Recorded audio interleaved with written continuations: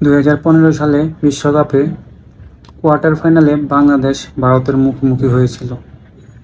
সেই ম্যাচে কয়েকটি সিদ্ধান্ত বাংলাদেশের বিপক্ষে যায়। ওই ম্যাচে রুবেল হোসেনের ফুলটস বলে রোহিত শর্মা কট আউট হন, কিন্তু আম্পায়ার আলিমদার সেটাকে নো বল ঘোষণা করে। আরেকটি সিদ্ধান্ত যেটি মাহমুদুল্লাহ রিয়াদ, তার বলটি শিখর ধাওয়ান ক্যাচ ধরেছিলেন। আমাদের সবার মতেই বলটি সীমানায় স্পর্শ করেছিল, কিন্তু আম্পায়ার সেটি সেদিন আউট দিয়েছিলেন। সেই সাথে আরও কিছু সিদ্ধান্ত বাংলাদেশের বিপক্ষে যায়। 50-50 সিদ্ধান্তগুলা বাংলাদেশের বিরুদ্ধে যায়। এরপর থেকে আইসিসিকে বাংলাদেশের জনগণ ধুয়ে দেয়। বাংলাদেশের আপামর জনতা সবাই আইসিসির প্রতি তীব্র নিন্দা জ্ঞাপন করে। বাংলাদেশি দর্শকদের এমন হা হুতাশে ভারতীয়রা অনেক মজা পেয়েছিল। আর সেই দিন থেকেই বাংলাদেশের জনগণ আইসিসি এবং ইন্ডিয়াকে বয়কট ঘোষণা করে, এবং তখন থেকেই আইসিসিকে এবং ইন্ডিয়াকে বাংলাদেশ ভালো চোখে দেখে না। ঠিক এমনই একটি সময় যাচ্ছে বর্তমানে ফুটবলে। ফিফা, ফুটবলের নিয়ন্ত্রক সংস্থা ফিফা, বর্তমানে কোনো একটি দলকে বিশেষ সুযোগ সুবিধা দিয়ে যাচ্ছে।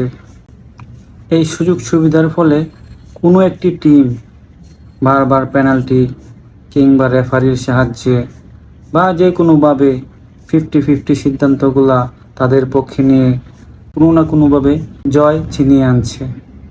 ফিফার যে বর্তমান প্রেসিডেন্ট জিয়ান্নি ইনফান্তিনো, তার প্রতি কিংবা ফিফার প্রতি কিন্তু এখন আর বিশ্বের কোনো মানুষের আস্থা নাই।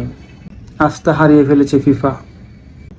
সবার মুখে শুধু ফিফার এক দলের প্রতি ভালোবাসা, এক দলকে সুযোগ সুবিধা দেওয়া এবং সেই দলকে টেনে টুনে যেভাবেই হোক বিশ্বকাপ জয় করানোতে মনোনিবেশ করা। এগুলোর জন্য মানুষ ফিফাকে এখন ধিক্কার জানাচ্ছে। এখন অনেক ভক্তরা হাসবে। এই হাসিটা কিন্তু সেই 2015 সাল থেকে ভারতীয় ফ্যানরা হাসতেছে। এই কষ্টটা কিন্তু আপনারা পেয়ে এসেছেন। তাই আপনাদের প্রতি অনুরোধ, অন্ধ হয়ে যায়েন না।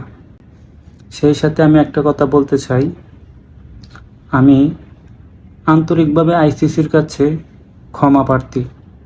কারণ আমরা 2015 সাল থেকে আইসিসিকে বিভিন্নভাবে গালিগালাজ বা ধিক্কার জানিয়ে আসছিলাম তাদের মুরলগিরির জন্য।